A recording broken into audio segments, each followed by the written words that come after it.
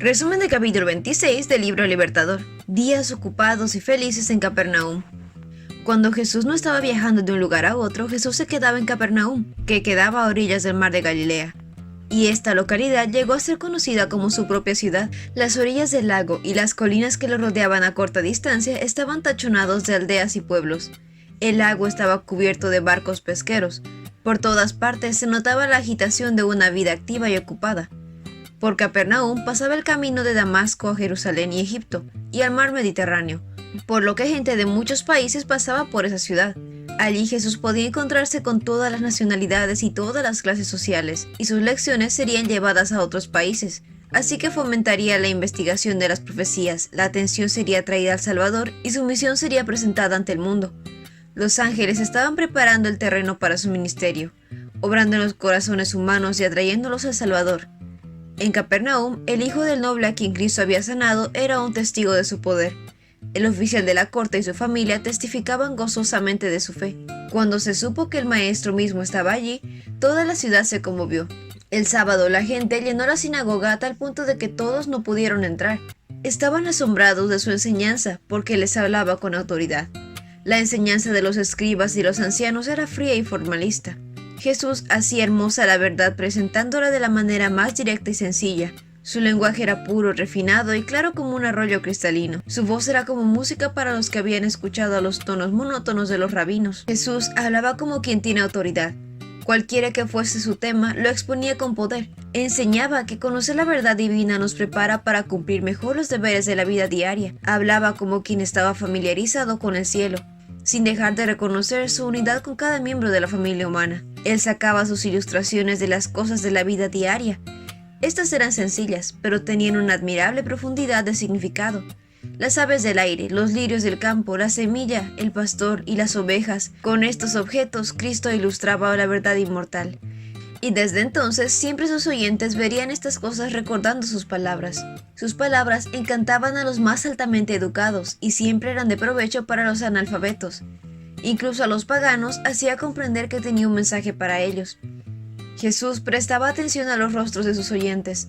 Los rostros que expresaban interés causaban gran satisfacción al Salvador al ver cómo las flechas de la verdad penetraban a través de las barreras del egoísmo, con lo que se producía el arrepentimiento y la gratitud. Cuando veía a hombres y mujeres rechazar el mensaje de paz, su corazón se desgarraba en profundo dolor. En la sinagoga, Jesús fue interrumpido cuando estaba hablando de su misión de libertar a los cautivos de Satanás. Un hombre de entre la gente se lanzó como loco hacia adelante, clamando: «¡Vete! ¿Por qué te entrometes con nosotros? Jesús de Nazaret, ¿has venido a destruirnos? Yo sé quién eres, el Santo de Dios». Ahora toda la escena era confusión y alarma. La atención de la gente se desvió de Cristo. Ya no oyeron sus palabras, pero Jesús reprendió al demonio diciendo: «¡Cállate! ¡Sal de este hombre!». En ese mismo momento, el demonio arrojó al hombre al suelo mientras la multitud miraba. Luego salió de él sin hacerle más daño. Satanás había oscurecido la mente desde desdichado y sufrido. Pero en presencia del Salvador, el hombre comenzó a desear ser liberado del dominio de Satanás. Pero el demonio se resistía. Cuando el hombre trató de pedir auxilio a Dios, el mal espíritu puso en su boca sus palabras y el endemoniado clamó en la agonía del miedo. El demonio ejercía todo su poder para retener el control de su víctima. Parecía que el hombre torturado sin duda perdería su vida en la lucha contra el enemigo, que había arruinado sus mejores años. Pero el Salvador habló con autoridad y libertó al cautivo. El hombre quedó de pie delante de la gente admirada, feliz en la libertad de ser dueño de sí mismo. Aún el demonio había testificado del poder divino del Salvador. Los ojos que hacía poco lanzaban miradas de locura ahora se iluminaban de inteligencia, y de ellos fluían lágrimas de agradecimiento. ¿Qué clase de enseñanza nueva era esta?, se preguntaba con emoción. Tiene tanta autoridad. Hasta los espíritus malignos obedecen sus órdenes. El mismo espíritu maligno dominaba a los judíos incrédulos, pero con ellos se manifestaba en aires de religiosidad. Su condición era más desesperada que la del endemoniado, porque no sentían la necesidad de Cristo y por tanto estaban sometidos al poder de Satanás. El ministerio personal de Cristo en esta tierra fue el tiempo de mayor actividad para las fuerzas del reino de las tinieblas. Jesús les estaba revelando el carácter de Dios, estaba quebrantando el poder de Satanás y liberando a sus cautivos. El amor y el poder del cielo estaban obrando en el corazón de los hombres y el príncipe del mal estaba airado. A cada paso desafió la obra de Cristo. Los dirigentes y los maestros de Israel descuidaban del único medio por el cual podrían haber resistido a los espíritus malignos. Fue por la palabra de Dios como Cristo venció al maligno. Por medio de su interpretación, los líderes de Israel hacían expresar a la palabra de Dios sentidos que Dios jamás había dado. Discutían sobre tecnicismos insignificantes y por eso negaban prácticamente las verdades más esenciales. De este modo despojaban de su poder a la palabra de Dios, y los malos espíritus lograban hacer su voluntad. La historia se repite. Con la Biblia abierta delante de sí, muchos de los líderes religiosos de nuestro tiempo están destruyendo la fe que es la palabra de Dios. Los que se apartan de la clara enseñanza de las Escrituras y del poder convincente del Espíritu Santo de Dios están invitando al dominio de los demonios.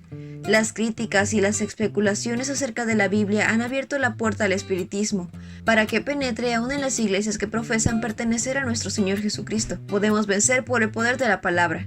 Si deseamos conocer y hacer la voluntad de Dios, sus promesas son nuestras. Conocerán la verdad y la verdad los hará libres. Todo el que quiera hacer la voluntad de Dios sabrá si lo que enseño proviene de Dios. A través de la fe en estas promesas, cada uno puede ser librado de las trampas del error y del dominio del pecado. Nadie ha caído tan bajo, nadie es tan malo que no pueda hallar liberación en Cristo. El endemoniado solo podía pronunciar las palabras de Satanás. Sin embargo, Jesús oyó la muda súplica de su corazón. Ningún clamor de un alma en necesidad será ignorado, aunque no sepa expresar las palabras correctas. Mientras la congregación que se hallaba en la sinagoga permanecía muda del asombro, Jesús se retiró a la casa de Pedro para descansar un poco. Pero allí también había caído una sombra. La suegra de Pedro estaba enferma, con mucha fiebre.